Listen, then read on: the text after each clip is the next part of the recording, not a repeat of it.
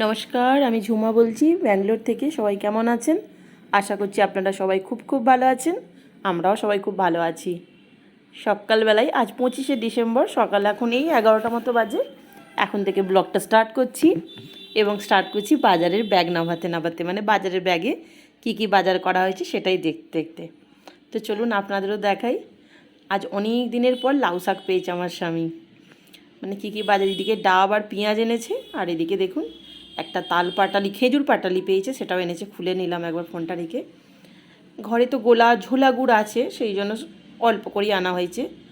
আর বাবুজি cake, প্রত্যেক বছর cake কিনে আনা হয়, অন্য ধরনের কেক, আর ঘরেও কেক বানাই। কিন্তু আজকে ইচ্ছা হলো এবছর, ছোটোবেলায় খুব আমরা এই বাবুজি কেকটাই কিন্তু খেতাম। আমাদের মধ্যবিত্তের সংসারে আমার বাবা, আমাদের পরিবারে যতগুলো সন্তান, মানে বাবার 4টে সন্তান, বাবা মা সব মিলিয়ে, তো এরকম আমাদের সবার জন্য একটা করে বাবুজি কেক আনতো।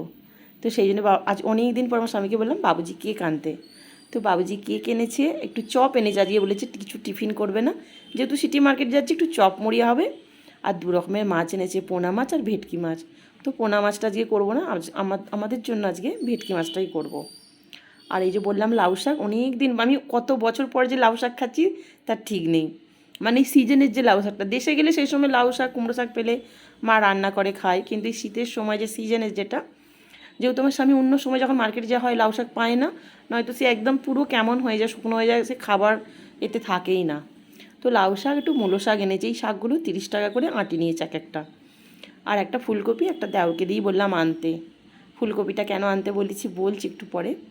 তো আনাজগুলো কুটে নিয়েছি। আনাজ বলতে আজ বিশেষ কিছু রান্না করব না, এই একটু লাউ শাকটা করব আলু দিয়ে, আর একটু এতে সর্ষে পোস্ত বাটা দেবো, কিন্তু পোস্ত বাটার পরিমাণটা একটু বেশি রাখবো। তো আজ যেহেতু ক্রিসমাস, 25শে ডিসেম্বর, সবাইকে জানাচ্ছি অনেক অনেক বড়দিনের অনেক অনেক শুভেচ্ছা। Merry Christmas. আর রান্না বলতে লাউ শাকের তরকারি, ভাত করব, আর করব ভেটকি মাছের ঝাল। আর এই যে শিমটা দেখালাম, কালকে যখন পার্ক থেকে হেঁটে আসছিলাম তখন ওই শিমটা এনেছিলাম। এই শিমটা আমাদের দেশের মতো নয়, কিন্তু একটু আলাদা। আর একটু একটু পেকে গেলে যে ভিতরের দানাটা একটু বেশ পুরুষ্ট হয়ে গেলে না, এই শিম ভাজাটা আমার স্বামী খেতে অসম্ভব পরিমাণ ভালোবাসে। সেই জন্য যখনই দেখতে পাই একটু নিয়ে আসি। ভাত বসিয়ে দিয়েছি, আর এক টুকরো ছোট্ট পেঁপে ভাতে দিয়েছি, আধখানা ছোটো পেঁপের। ওরা তো বাবা ছেলে কেউ খাবে না, সেই জন্য আমি একটু খেয়ে নিয়েছি। এদিকে শিমটা একটু ভাপিয়ে নিয়েছিলাম, প্রেশার কুকার একটু কাবলি চানা সিদ্ধ করতে দিয়েছিলাম, সেটা হয়ে গেছে। আর দিকে জলে শিমটা ভাপিয়ে নিই, শিমটা ভাজছি। আজকে রাত্রে ভেবেছিলাম একটু কাবলি চানা করব, পার্কে গেলে আসতে দেরি হয়ে যায়, তো সিদ্ধটা ভেবেছিলাম করে নেব। আরও বিকালবেলার দিকে করলেও হতো, কিন্তু এখন কেন করলাম, আজকে মনে ছিল না যে পাউভাজি করব বলে। গতকাল রাত্রে ভিজিয়ে রাখলে জিনিসটা দেখেছি গন্ধ এসে যায় কীরকম একটা, তার থেকে একটু সিদ্ধ করে ফ্রিজে রেখে দিলে জিনিসটা থাকা যায় 1-2 দিন, কিছু হয় না। সেই শিম ভেজে নিয়ে সেই একই কড়াইতে একটু আলু দিয়ে, আলুটা যখন ভাজা ভাজা হয়ে গেছে, আলু আর লাউ শাকের যে ডাঁটাগুলো আগে ভেজে নিয়েছিলাম, তারপর লাউ শাক দিয়ে একটু নুন লঙ্কা হলুদ দিয়ে যে এইভাবে কষিয়ে একটু জল দিতে সিদ্ধ করতে দেব।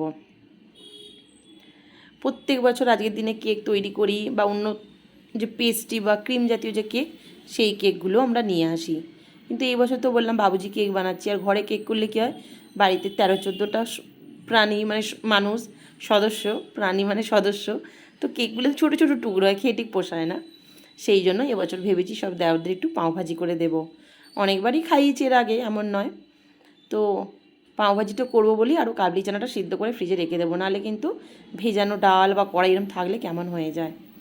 তো আমি এখানে লাউ শাকে আর আজকে ভেটকি মাছটা সর্ষে পোস্ত বাটা দিয়ে করব। সর্ষে আমি 2 রকম যে নিয়েছিলাম, একদম অল্প অল্প নিয়েছি, হাফ চামচ করে। পোস্তর পরিমাণটা বেশি নিয়েছিলাম। শাকটা নাবিয়ে দেখুন, কড়াই একটু 5 ফোড়ন, শুকনো লঙ্কা, তেজপাতা ফোড়ন দিয়েছি। আর প্রথমে সর্ষে আর পোস্ত বাটা একটুখানি শাকে দেওয়ার মতো তুলে নিয়েছি, আর একটু ধনে গুঁড়ো দিয়েছি, দিয়ে এবার ভালো করে একটু কষিয়ে নিয়ে একটু জল দিচ্ছি এখানটা, কারণ এখানে অনেকটা মশলা এখনও লেগে আছে। দিয়ে শাকটা দিয়ে আবার একটু ঢাকা চাপা দেবো, আর একটু হালকা চিনি দিয়ে দেবো, চিনি বা গুড়, মানে মিষ্টি আর কি, সেটাই। তার এই শাক মানেই একটু মিষ্টি দিতে হয়, নাহলে কিন্তু শাকের সেই এটা লাগে না। আমি তো শাক মাত্র একটু মিষ্টি দিই, সব রান্নাতেই মোটামুটি একটু আধটু দিই, কিন্তু শাক হলে একটু মিষ্টি আমি দেবই, সে চিনি হোক বা গুড়, নাহলে ঠিক যেন তরকারিটা জমে না। শাক আলুটা সিদ্ধ হয়েই এসছে, এবার এই তরকারির সরষে বাটার সাথে কিছুক্ষণ রান্না করে নিলেই হয়ে যাবে। এই যে শাকের জলটা আছে, জলটা পুরো শুকনো করে নিলেই তরকারিটা হয়ে যাবে। যেহেতু মাছের ঝাল করব, শুধু সর্ষে পোস্ত বাটা দেবো না, তাতে ভাবছি এই একটু গুড় দিয়ে দিলাম, দিয়ে একটু ঢাকা চাপা দিয়ে জলটা শুকনো করে নেব। প্রথমে শুকনো লঙ্কাগুলো, কাঁচা লঙ্কাগুলোই আর কি পেকে গেছে পুরো, লঙ্কাগুলো অসম্ভব রকমের ঝাল, সেই জন্য ভাবছি মাছের ঝালে আজকে কটা 4টে কাঁচা লঙ্কা দেবো। লঙ্কাগুলো যদিও পেকে গেছে, সেই লঙ্কা আর একটু টমেটো দিয়ে বেটে নেব। এই যে শিম ভাজা তরকারি তো হয়ে গেছে, আর এই যে চাটনি আর এই তরুল আলু ভাজাটা, এটা কিন্তু গতকালের। এইটা একটু গরম করে নিচ্ছি, সেটা দেখায়নি। কড়াই তেল গরম করে মাছ ভেজে নিচ্ছি, আর 4টে কাঁচা লঙ্কা দিয়ে আর টমেটো দিয়ে কিন্তু পেস্টটা বেটে নিয়েছি। মাছটা ভেজে নেওয়ার পর মশলাটা দিয়ে জাস্ট কষিয়ে নেব, আর কিছু না। খুব সুন্দর লাগে সব সময় পেঁয়াজ আদা রসুন দিয়ে অনেক রান্না ভালোও লাগে, অনেক সময় সিম্পলের উপর ভালোই লাগে। তো বাটা মশলার উপর একটু লঙ্কা গুঁড়ো, হলুদ গুঁড়ো, ধনে গুঁড়ো, জিরে গুঁড়ো, অল্প পরিমাণ লবণ দিচ্ছি, কারণ মাছটা খুব বেশি ঝোল করবো না, একটু গামাকা করবো। এতটা মশলা নিয়েও দেখুন, এতটা মশলা দেখছি বেশি হয়ে গেছে। তো এইটা একটু ফ্রিজে রেখে দেবো।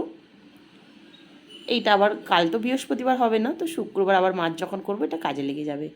মাছটা ভাজার পর দেখলাম অনেকটা তেল হয়ে গেছে, একটু নামিয়ে নিয়েছি। দেখুন কড়াই নামমাত্র তেল আছে, সেই তেলেই মশলাটা কষিয়ে নেব। তেলটা দিলে হয়তো হতো, কিন্তু সবথেকে বড় কথা যতটা কম তেল শরীরে যায় ততটাই ভালো, সেই জন্য অল্প তেলেই করে নিচ্ছে। আর এত কিছু রান্না যখন হচ্ছে শরীরে তেল তো যাচ্ছেই। এবার এই মশলাটাকে একটু খুব ভালো করে কষিয়ে নেব তেল ছাড়া অবধি।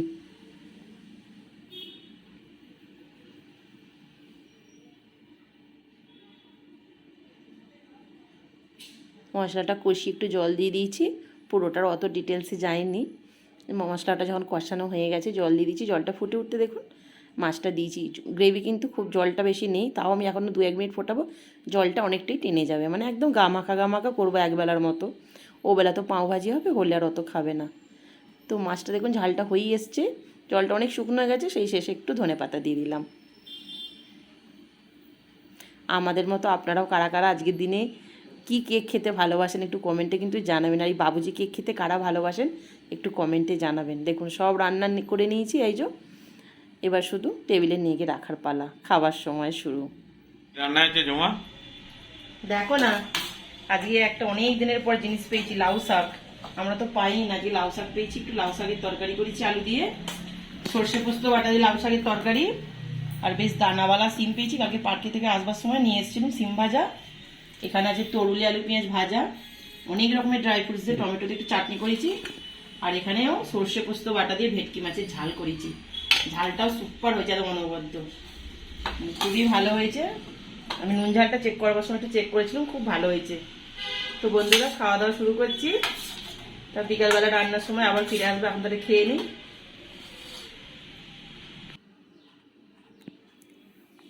খাওয়া দাওয়া করে আবার বিকেলবেলা চলে এসেছি। এখন এই বিকাল 5টা মতো, 5:30 মতো বাজে। আজকে আর পার্কে যেতে পারিনি, বাড়িতেই ছিলাম। তো ভেবেছিলাম পার্কে যাওয়ার আগেই করব, কিন্তু কিছু করার নেই, ওয়েদার একদম খারাপ, সেই জন্য আর যাইনি। কড়াই সাদা তেল দিয়েছিলাম, তাতে একটু বাটার দিয়ে একটু কয়েকটা রসুনকে কুচি কুচি করে দিয়ে দিয়েছি, একটু বড় বড়ই কুচি দিয়েছি। দিয়ে রসুনটা হালকা কয়েক সেকেন্ড ভাজার পর বেশ পেঁয়াজগুলোও খুব যে বড় করে কেটেছি আর খুব যে ছোটো করে কেটেছি তাও না, মিডিয়ামের মধ্যে কেটে দিয়ে দিয়েছি। পেঁয়াজটা একটু ভাজা ভাজা হতেই কয়েকটা কাঁচা লঙ্কা দিলাম, কাঁচা যদিও আর নেই, লাল হয়ে গেছে, কিন্তু এখনও এটা আছে। লঙ্কাটা দিয়ে দিয়েছি, দিয়ে প্রথমে আলু আর ফুলকপিটা একটু দিচ্ছি। এর আগে প্রত্যেক বছর সবজিগুলো সিদ্ধ করে নিয়ে তারপর কড়াই মশলা কষিয়ে যেভাবে হয় পাওভাজি করতাম, কিন্তু এখন দেখছি না চটজলদি অনেকেই করছে। তো আমি ভাবলাম অনেকটা লোকের যখন হবে, 13-14টা লোকের যখন হবে, একবার আমিও এইভাবে ট্রাই করে দেখি, যত চটজলদি করা যায় ততই ভালো, তাই না? তো আলুটা ফুলকপিটা একটু ভাজা ভাজা করে নিয়েছি। এখানে বেশ বড় বড় তিনটে টমেটো দিয়েছি, বড় বড় সাইজের। দিয়ে এবার এদিকে বিট গাজর একটু মটরশুঁটি দিয়েছি। বিটটা আমি প্রত্যেক বছর দিই, আর বিটের পরিমাণটা অল্পই রাখি, বিটটা দিলে খুব ভালো একটা কালার হয়। রসুনটা কিন্তু ঘেঁটে যায় সিদ্ধ হয়ে যাওয়ার পর, কিন্তু আদাটা একটু কচকচে থেকে যায়, সেই জন্য আদাটাকে থেঁতো করে দিয়েছি। চাইলে আপনারা বাটাও দিতে পারেন। এখানে এবার স্বাদ অনুযায়ী লবণ দিয়ে দিচ্ছি। এখন প্রত্যেকটা রান্নায় লবণটা খালি চেক করতে হচ্ছে আমায়। একটু হলুদ গুঁড়ো, একটু লঙ্কা গুঁড়ো দিয়ে দেবো, যা যা মশলা হয়, একটু ধনে গুঁড়ো দিয়ে একটু কষিয়ে নেব। যেহেতু আজ এতগুলো বছর ধরে আজ 15টা লোকের রান্না একবারে করতাম, সারাদিনে 30-35টা লোকের রান্না হতো, আর সেটা ঝট করে নেবে দুটো আড়াইটে 3টে লোকের রান্না হয়ে গেছে। তো নুন ঝালটা যখনই দিতে যাচ্ছি, হাতটা হয়ে গেছে তো অনেকটা রান্নার, খালি যেন মনে হচ্ছে বেশি হয়ে যাচ্ছে, এরকম প্রথমটা হচ্ছিল, খালি ভয় লাগছে, সেই জন্য রান্না করতে করতে একটু লাগছে। তো সব মশলার সাথে একটু বেশ অনেকটা পরিমাণে আমি পাওভাজি মশলা দিয়ে দিয়েছি, একদম একটুখানি জল দিয়ে বেশ দেখুন এটা কষাচ্ছি। কি সুন্দর দেখতে লাগছে দেখুন, এখনই এত সুন্দর লাগছে, সব রকমের কালারের সবজিগুলো যেন মনে হচ্ছে এখনই তুলে খেয়ে নিই, এরকম দেখতে ভালো লাগলে কি ভালো লাগে। তো এটা 2-3 মিনিট মতো কষাবো। মশলা যখন দিই তখন গরম মশলাটা ভুলে গিয়েছিলাম, তো এখন গরম মশলাটা দিয়ে একটু নেড়ে চেড়ে নেবো, দাঁড়ান একটু জল দিয়ে, নালে মশলাটা পুড়ে যেতে পারে। একদম শুকনো তো, সেখানে একটু জল দিয়ে একটু নেড়ে চেড়ে নিলাম। এই রান্নাটা সত্যি বলছি বন্ধুরা এত চটজলদি হয়েছে পাওভাজি, এর আগে আমি কখনো এইভাবে করিনি, এই বছর প্রথম এইভাবে করলাম। আর খেতেও কিন্তু খুব সুন্দর হয়েছিল। আর এখানে কিন্তু আমি গরম জল দিয়েছি, গরম জল দিলে কিন্তু টেস্টটা, যে কোনো তরকারিতে আপনারা গরম জল দিলে দেখবেন তরকারির টেস্টটা কিন্তু গরম জলে দিলে কিন্তু তার টেস্টটা খুব ভালো বজায় থাকে। আমি এখানে 4টে মতো সিটি লাগিয়েছিলাম, দিয়ে প্রেশার কুকারটা পুরোপুরি যখন ঠান্ডা হয়ে গেছে তারপরে আমি খুলেছি। তাও দেখুন কতটা সবজি সব সিদ্ধ হয়ে গেছে। এবার একটা ডাল কাটার সাহায্যে আমি এটাকে পুরোপুরি একদম মাখা মাখা করে নেব। আপনাদের কাছে যদি স্ম্যাশার থাকে খুব ভালো হয়। আর এখানে দেখুন পুরো 6 প্যাকেট পাউরুটি আনা হয়েছে। প্রথমেই বললাম আজকে মানে দেওরদের দেবো, প্রত্যেকবারে কেক করি, তো আমরা বাড়িতে আজকে 13-14 জন আছি। তো আমি এখানে ডাল কাটা দিয়ে খুব ভালো করে এটা ঘেঁটে দিচ্ছি। একদম পাওভাজি তরকারি তো জানিনি, একদম পুরো ঘাঁটা ঘাঁটা এরকম মাখা মাখা হয়ে থাকে, মানে কোনো সবজি দেখা যায় না, পুরো স্ম্যাশ হয়ে যায়। তো এই ডাল কাটাটা আমার খুব একটা কাজে লাগে না, এই যখন এই ধরনের কিছু হয় তখনই একমাত্র কাজে লাগে। এবার এইতে একটু ফোড়ন মানে একটু তড়কা মতো লাগাবো। এইদিকে দেখুন এরকম একটা এতে আমি একটু বাটার গরম করে নিচ্ছি, হালকা করে বাটার, এবার এখানে একটু দিয়ে দিচ্ছি কাশ্মীরি লঙ্কার গুঁড়ো, একটা খুব ভালো কালার আসবে তার জন্য। আর একটু দিচ্ছি পাওভাজি মশলা প্রথমে দিয়েছিলাম, এবং সবশেষে দিলে আবার একটা তার সুন্দর গন্ধটা থেকে যায়। আর সবশেষে একটু কসুরি মেথিকে গরম করে নিয়েছিলাম, নিয়ে হাতের সাহায্যে গুঁড়ো করে নিয়েছি, নিয়ে সেটা দিয়ে দিচ্ছি। দিয়ে এবার খুব ভালো করে মিশিয়ে এই পাওভাজির তরকারিতে প্রেশার কুকারে দিয়ে দিলাম। প্রেশার কুকারে যাতে ঝটপট এইভাবে করা যায় বন্ধুরা, সত্যি এর আগে কখনো করিনি, প্রথমবার করলাম। প্রথমে একটু ভয় ভয় লাগছিলো কেমন হবে না হবে, কিন্তু খেতে সত্যিই ভালো হয়েছিল, কোনো অংশে খারাপ হয়নি। তো যেটুকু বাকি ছিল সেই কসুরি মেথিটা দিয়ে দিলাম, আর একটু লেবুর রস দিয়ে দিলাম। আমি ধনে পাতাটা পরের দিকে দিয়েছি, মানে ক্যামেরাটা অফ করে আমার খেয়ালই ছিল না প্রথম দিকে দিতে। আপনারা এখানে একটু ধনে পাতা দিয়ে দেবেন, খুব ভালো লাগে। তো আমি এখানে কিন্তু গ্যাসটা অফ করে এইভাবে চাপা দিয়ে দিয়েছি। অন্যদিকে তাওয়া একটু বাটার লাগিয়ে বাটারটা গরম করে নিই, এবার পাউরুটিগুলো একটু সেঁকে নিচ্ছি।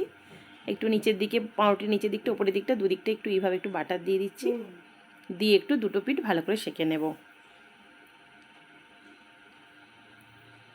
তো এখানে খাবারটা আমি রেডি করে নিচ্ছি। এখানে বোধহয় ক্যামেরাটা কীরকম কী ঘুরে গিয়েছিল, বুঝতে পারিনি আমি।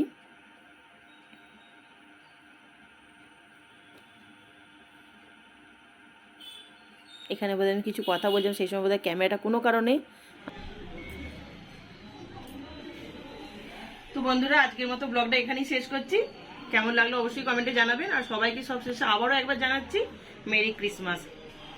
তো চলুন আজকের মতো এখানেই ব্লগটা শেষ করলাম। সবাই ভালো থাকুন, সুস্থ থাকুন।